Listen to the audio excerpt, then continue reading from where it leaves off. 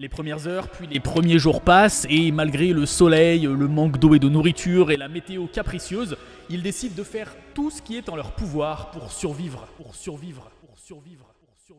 Imagine, t'es sur une île déserte. Pas une île à la koh ou à la Lost, mais vraiment un caillou en plein milieu de l'océan. Un caillou où il n'y a rien. T'es là-bas, seul, avec rien à manger, et sans aucune épaule pour te consoler. Putain, ça me fout déjà le cafard, moi, cette vidéo. Au bout de quelques jours, tu seras peut-être tenté de manger tes excréments. Comment ça, non?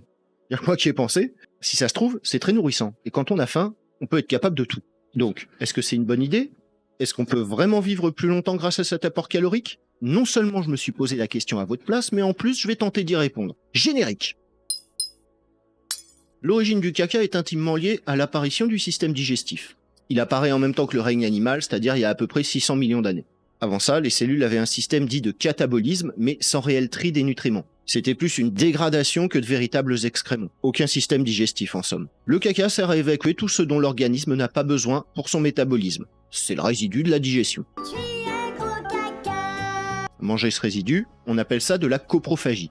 De copro en grec qui signifie excrément, et de phagie qui signifie manger. Beaucoup d'animaux mangent leur caca. Le poisson chirurgien par exemple, c'est la même espèce que Dory dans Nemo. Tu sais, le poisson qui prend du GHB là. J'ai des troubles de la mémoire immédiate. Donc, certains poissons chirurgiens ingèrent leur sel, car ils ont une très mauvaise digestion. Ça doit être à cause de la drogue. Ça leur permet d'en faire une deuxième en quelque sorte, afin d'extraire un maximum de nutriments de leur alimentation. Les lapins, quant à eux, font deux sortes de crottes, des sèches et des humides, ces dernières étant appelées cacotrophes, et ils les mangent pour en extraire un maximum de minéraux et de vitamines. Un conseil en passant, ne suivez pas cet exemple et prenez plutôt des compléments alimentaires.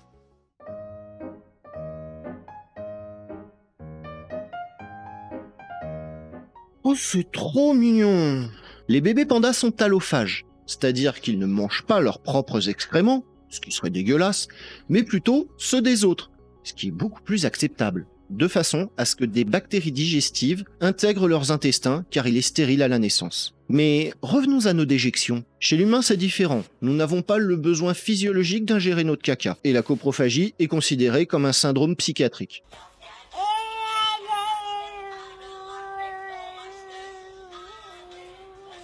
Oh mais c'est trop mignon, hein! Chez l'enfant en bas âge, manger son caca est en général transitoire et dénué de toute signification pathologique. C'est comme les boutons d'acné ou l'intérêt que porte Jean-Luc Lahaye à ses fans, ça passe avec l'âge. Citons quand même Sainte Marguerite Marie à la coque, comme les œufs, qui, au XVIIe siècle, léchait les excréments des malades pour faire pénitence. Bon, elle a été canonisée après sa mort, comme quoi c'est en faisant n'importe quoi qu'on devient n'importe qui. Mais d'une manière générale, l'humain et la crotte ne font pas bon ménage. L'espérance de vie a été grandement allongée au XIXe siècle avec l'arrivée du tout à l'égout. Ça a mis fin aux épidémies de choléra, qui sont une maladie liée à l'ingestion de bactéries fécales. Mais j'ai l'impression qu'on s'éparpille. Nous, ce qu'on veut, c'est survivre en ingérant nos selles. De quoi sont-elles composées d'ailleurs? En grande majorité, c'est de l'eau, à 75%. Les 25% restants étant partagés en bactéries et résidus alimentaires non absorbés. Et là, on commence à voir le truc arriver.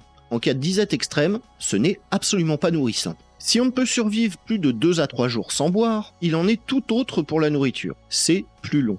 Beaucoup plus long. Pour une personne de constitution moyenne, on parle de 80 jours. C'est en tout cas ce qu'indique une étude qui a été faite entre 2003 et 2004 sur des grévistes de la faim. Et c'est mon moi du futur. En fait, j'ai rien trouvé sur cette étude. Je pense que tout le monde la reprend en boucle et qu'elle a peut-être jamais existé. Ou j'ai mal cherché, je sais pas. Après, toujours est-il qu'il y a plein d'exemples de grévistes de la faim qui ont tenu très longtemps. Et effectivement, c'est attesté qu'on peut vivre largement 80 jours sans manger. On l'a vu un peu avant. Non transformés, nos excréments sont très pauvres en nutriments absorbables directement. On peut donc dire que sur notre île déserte, il vaut mieux essayer de dépenser son énergie à récolter de l'eau de pluie plutôt que de se faire des tartines de merde. Bon, ceci mis en exergue, je vous ai quand même caché un truc. Les 25% de matière sèche de nos selles sont un mélange chimique de 85% de composés organiques, 7% d'azote, 5% de phosphore et 3% de potassium. On considère qu'il reste à peu près 50% de l'énergie que l'on a ingérée dans nos excréments. C'est énorme. Joshua Evans, du Nordic Food Lab au Danemark, a théorisé une méthode pour transformer notre caca en délicieux mets. Reste la barrière psychologique, mais on considère que le dégoût pour les excréments est avant tout acquis et non inné. Il suffit donc d'un peu de communication, d'une bonne dédiabolisation, et on est bon pour servir du caca dans cet avou. Cyril Hanouna est à notre table et on va lui servir un petit plat au cyanure. Ah, apparemment, ça a déjà été fait. Bon, on pourra servir du caca à la cantine, quoi. Vous avez hâte? Pas moi. Eh bien, pour tous vous avouer, je sais pas trop comment conclure cette vidéo. Ah si, on pourrait faire un slogan de prévention. Si tu as l'estomac dans les talons, ne mange pas tes étrons.